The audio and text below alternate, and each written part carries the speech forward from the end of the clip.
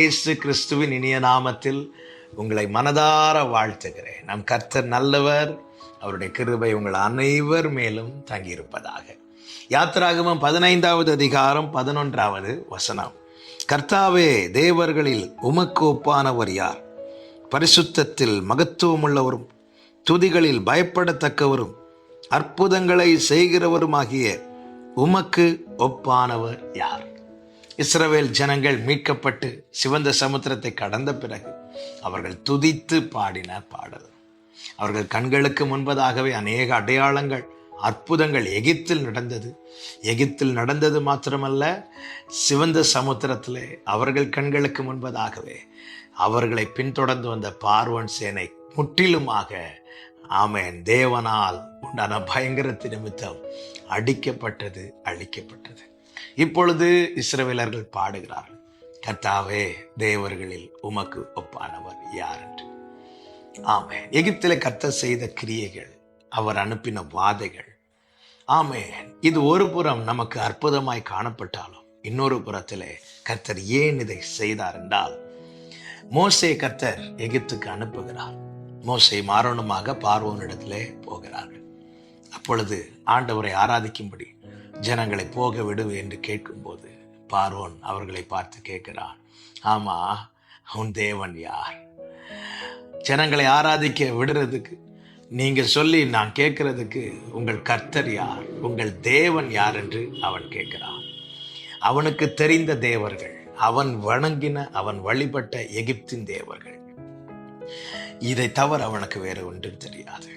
அவன் நினைத்து கொண்டிருந்தான், தான் ஆராதிக்கிற, தான் வழிபடுகிற தேவர்களே பெரியவர்கள், அவர்களுக்கு மிஞ்சின வல்லமை இல்லை என்று நினைத்து கொண்டிருந்தான். அவன் எதை வழிபட்டானோ அதன் பேரிலே கர்த்தர் நீதி செலுத்தினார் என்று எண்ணாகமம் 33:4 சொல்லப்பட்டிருக்கிறது. எகிப்தியரின் தேவர்கள் பேரிலும் கர்த்தர் நீதி செலுத்தினார்.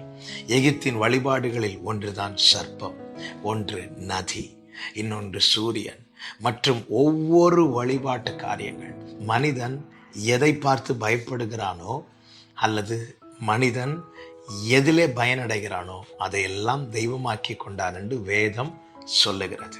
அப்படிதான் எகிப்திலே எதை பார்த்து பயப்படுகிறார்களோ, எதனால் பயனடைகிறார்களோ அதையெல்லாம் தங்களுக்கு தேவர்களாக்கி கொண்டார்கள்.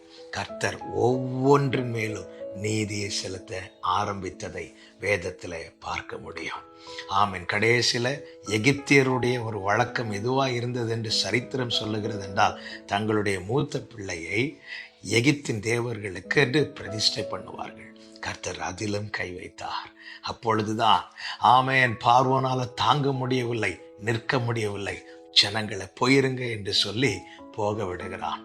ஜனங்கள் வந்து பாடுகிறார்கள், கர்த்தாவே, தேவர்களில் உமக்கு ஒப்பானவர் யார்? என கேட்டுக்கொண்டிருக்கிற அன்பு சகோதர சகோதரி, நாம் ஆராதிக்கிற தேவன் யார் தெரியுமா? நிகரில்லாத, இணையில்லாத நாமத்தை உடையவர். வானத்தை சிங்காசனமாகவும் பூமியை பாதபீடமாகவும் படைத்தவர். அவருடைய வல்லமைக்கு முன்பதாக எந்த வல்லமைக்கும் நிற்க முடியாது. அவர் செய்கிறதை யாருக்கும் தடுக்க முடியாது. அவர் யுத்தத்தில் வல்லவர். அவர் ஒருவரே சிறந்தவர். அவர் ஒருவரே பெரியவர். அவர் மகா உன்னதர். எனவேதான் கர்த்தரை தெய்வமாக கொண்ட ஜனம் பாக்கியம் உள்ளதென்று வேதம் சொல்லுகிறது. கர்த்தரை கொண்டாடுவோம். நம் ஆண்டவராக இயேசு கிறிஸ்துவை உயர்த்துவோம். அவரே சாத்தானின் தலையை நசுக்கினவர், எல்லாவற்றையும் ஜெயித்தவர். அவரை பாடி மகிமைப்படுத்துவோம். கர்த்தருக்கு எல்லா கனமும் மகிமையும் உண்டாவதாக. ஒரு கோரஸ் எல்லாரும் சேர்ந்து பாடுவோமா? கர்த்தாவே, தேவர்களில் உமக்கொப்பானவர் யார்? வானத்திலும் பூமியிலும் உமக்கொப்பானவர் யார்? உமக்கொப்பானவர் யார்? உமக்கொப்பானவர் யார்? உமக்கொப்பானவர் யார்?